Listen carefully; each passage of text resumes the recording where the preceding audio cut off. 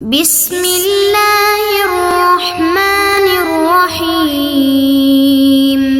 بسم اللہ الرحمن الرحیم الحمدللہ رب العالمین والصلاة والسلام علی رسولہ محمد وآلہ واصحابہ اجمعین اما بعد۔ درس نمبر 144۔ آج کے سبق کا عنوان ہے ان راویوں کی پہچان جس کے نام پر صرف ایک راوی ہے۔ حدیث کے جو سند کے روات ہیں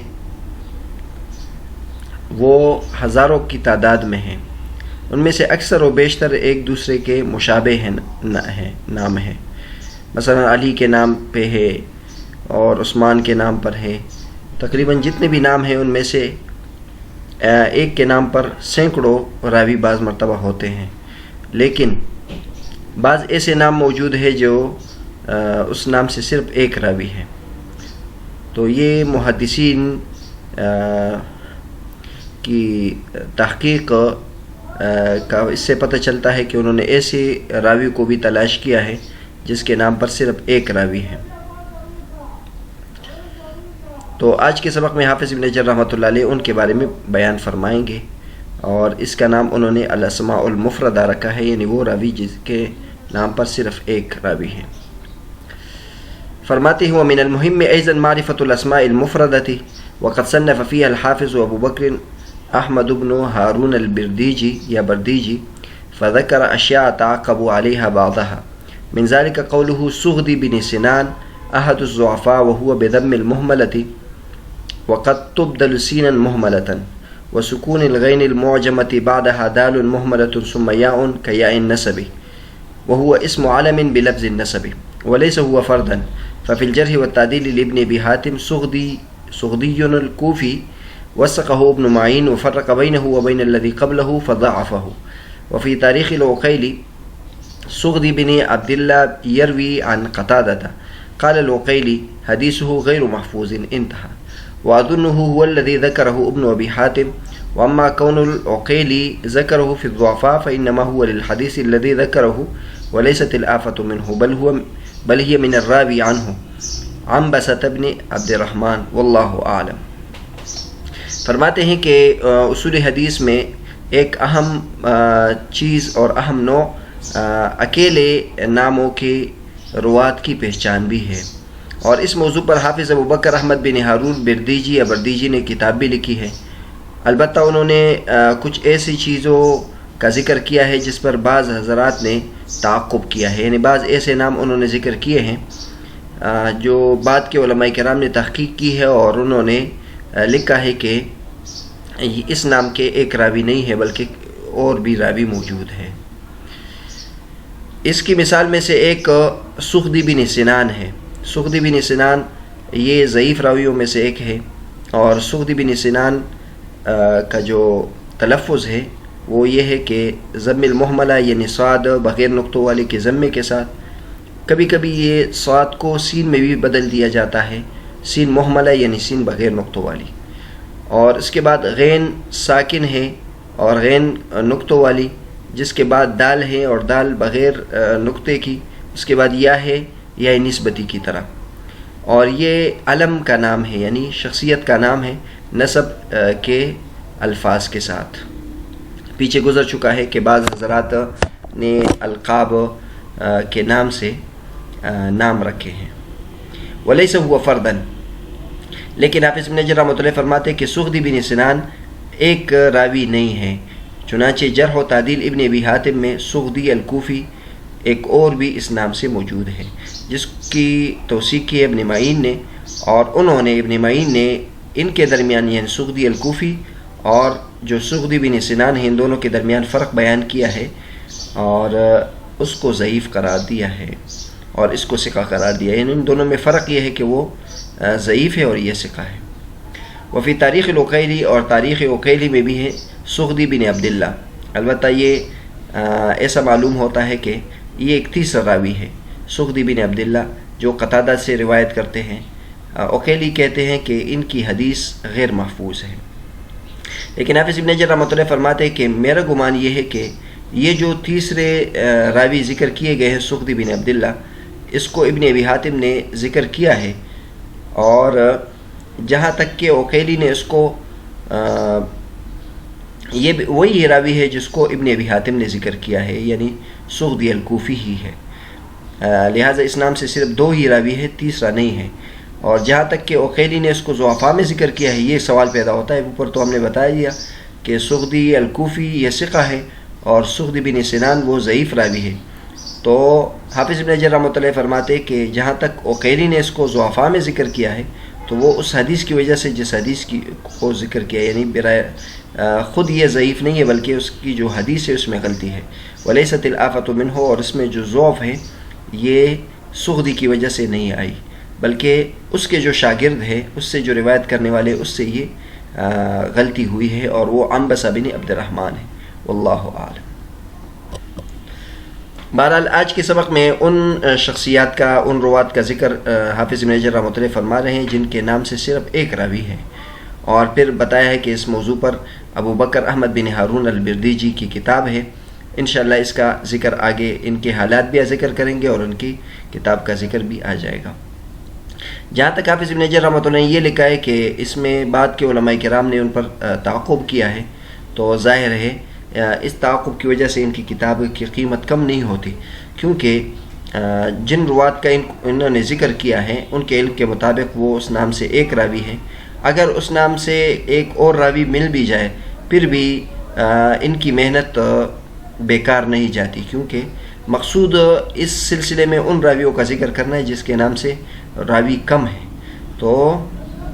اگر اس نام سے ایک اور راوی نکل بھی آئے پھر بھی یہ اس لحاظ سے کہ اس نام سے راوی کم ہے اور انہوں نے اپنی معلومات کے حد سے اس کو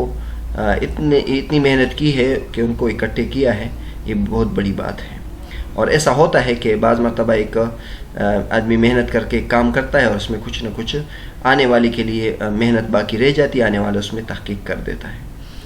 حافظ ابن حجر رحمۃ اللہ علیہ آگے اس سلسلے کی 2 مثالیں ذکر کرتے ہیں۔ ایک مثال تو انہوں نے سغدی بن سنان سغدی کے نام سے ذکر کیا ہے، اور دوسری مثال آگے جا کے ذکر کریں گے۔ پہلی مثال وہ ہے کہ جس میں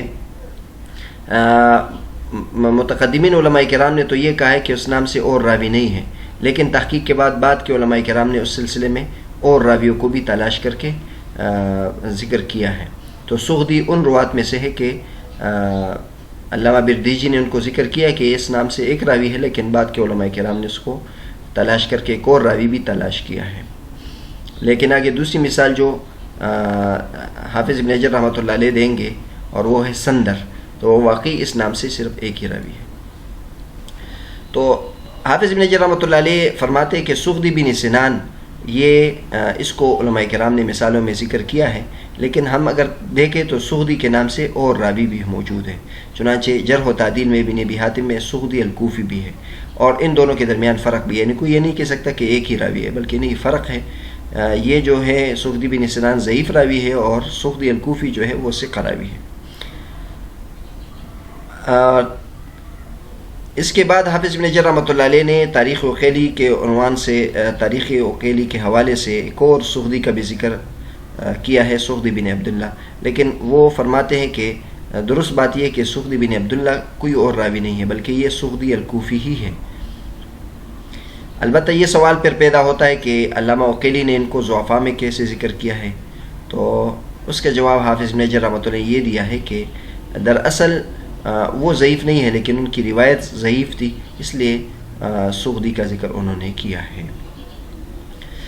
اور اس میں جو خرابی ہے وہ اس کے شاگرد کی وجہ سے، عنبسہ بن عبد الرحمن، ان کی وجہ سے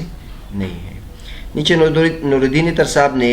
الاسماء المفردہ کی تعریف کی ہے۔ معرفۃ الاسماء المفردہ ہی الاسماء والکنى والالقاب التي لا يسمى بها الا واحد فقط۔ اسماء مفردہ وہ اسماء، کنیت اور القاب ہے جس کے نام سے صرف ایک ہی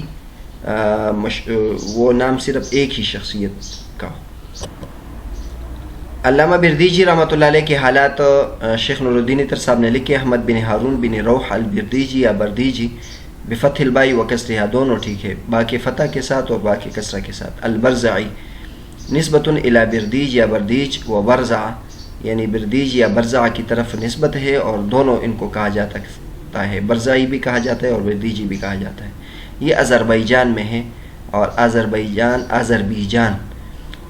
بفتح الالف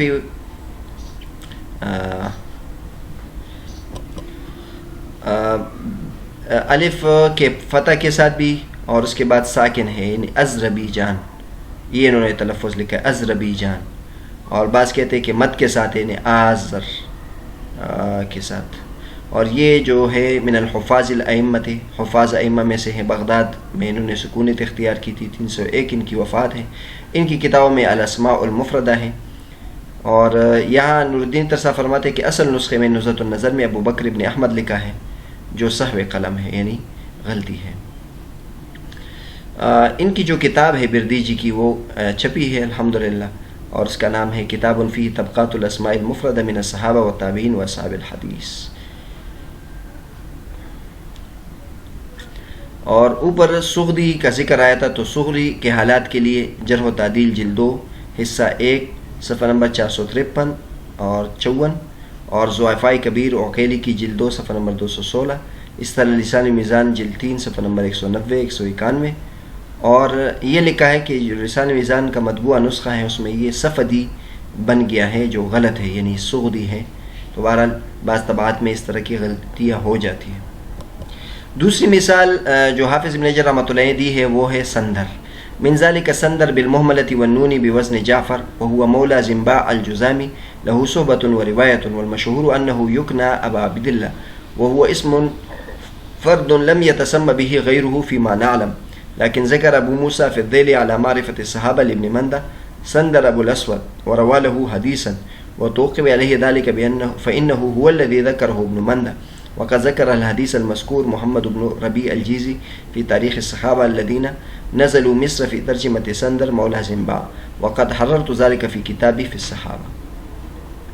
دوسری مثال حافظ ابن حجر رحمۃ اللہ نے دی ہے، اور وہ واقعی یعنی ایک راوی ہے اس نام سے،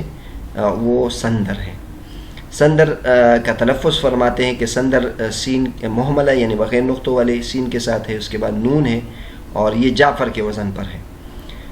سندر جو ہے مولا زنباع الجزامی، زنباع الجزامی کے آزاد کردہ غلام تھے. اور یہ فرماتے کہ یہ صحابی ہے، اور ان صحبت بھی ہے، یعنی صحابیت بھی ان کے لیے ثابت ہے، اور روایت بھی ان کی نبی کریم صلی اللہ علیہ وسلم سے ہے. اور مشہور یہ کہ ان کی کنیت ابو عبداللہ ہے. اور یہ ایسا اسم ہے جو اکیلے ہیں اس عنوان سے، اور ان کے علاوہ کوئی اس نام سے نہیں ہے ہمارے علم کے مطابق.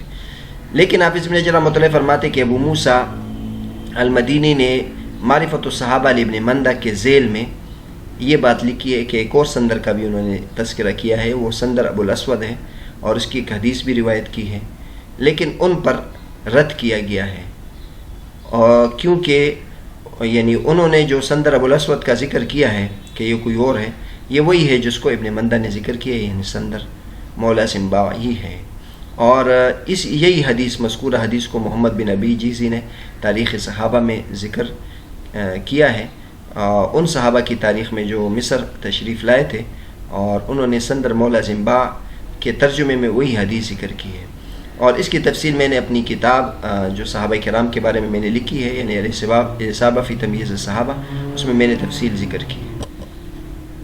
تو بہرحال دوسری مثال حافظ ابن حجر رحمۃ اللہ علیہ نے سندر کی دی ہے، اور سندر وہ راوی ہے جو حقیقت میں اس نام سے کوئی راوی موجود نہیں ہے. اور عجیب بات یہ کہ یہ صحابی بھی ہے اس نام سے، اور ان کی حدیث بھی موجود ہے. اس کے بعد حافظ ابن حجر رحمۃ اللہ علیہ نے ایک اشکال کا جواب دیا ہے کہ ابو موسیٰ المدینی نے معرفت الصحابہ لابن مندہ، یعنی ابن مندہ نے معرفت الصحابہ کے نام سے کتاب لکھی ہے. صحابہ کرام کے حالات پر کئی علماء کرام نے کتاب لکھی ہے، اور اس سے پہلے ہم نے تفصیل سے اس کا تذکرہ کر دیا ہے. ایک ابن مندہ کی کتاب ہے معرفت الصحابہ، پھر اس کا ذیل ابو موسیٰ المدینی نے لکھا ہے. تو اس میں انہوں نے ایک اور سندر کا اضافہ کیا ہے، یعنی ابن مندہ نے سندر مولا زنباع کا ذکر کیا ہے، ابو موسیٰ المدینی کا ذکر بار بار گزر چکا ہے. بہت بڑے محقق عالم ہیں، اور اکثر انہوں نے تعقبات پر کتابیں لکھی، یعنی متقدمین ائمہ سے جو چیزیں رہ گئی ہیں انہوں نے اس کے اضافہ کیا ہے. تو ابو موسیٰ المدینی نے ایک اور سندر کا ذکر کیا ہے، سندر ابو الاسود کا، اور اس کی حدیث بھی ذکر کی ہے. لیکن حافظ ابن حجر رحمۃ اللہ فرماتے کہ یہ درست نہیں ہے کہ یہ سندر کوئی اور راوی ہے، بلکہ یہ سندر ابو الاسود بھی وہی ہے، سندر مولا زنباع ہی ہے. اور اس کی دلیل یہ ہے کہ جو حدیث انہوں نے روایت کی ہے سندر ابو الاسود کی، یعنی یہی حدیث کو محمد بن ربیع الجیزی نے تاریخ صحابہ میں سندر مولا زمبا سے نقل کی ہے، تو اس کا مطلب یہ دونوں ایک ہی ہے۔ اور اس کی زیادہ تفصیل اگر کسی کو مطلوب ہے تو میری کتاب جو صحابہ کرام کے بارے میں ہے، الاصابہ فی تمییز الصحابہ، جلد 2 صفحہ نمبر 84-85 میں دیکھ سکتے ہیں۔ اس سے پہلے بھی ہم نے تذکرہ کیا تھا حافظ ابن حجر رحمۃ اللہ کی کتاب الاصابہ فی تمییز الصحابہ، انہوں نے اس بات کا پورا خیال کیا ہے کہ جس صحابی کا تذکرہ انہوں نے کیا ہے اس کی صحابیت بھی ثابت کی ہے کہ وہ صحابی ہے کہ نہیں، جو مختلفی ہے اس کا بھی ذکر کیا ہے، جو یقینی طور پر نہیں ہے ان کا بھی ذکر کیا ہے۔ تو بہرحال یہ بہت عمدہ کتاب ہے اور اس سلسلے میں اس کتاب سے استفادہ کرنا چاہیے۔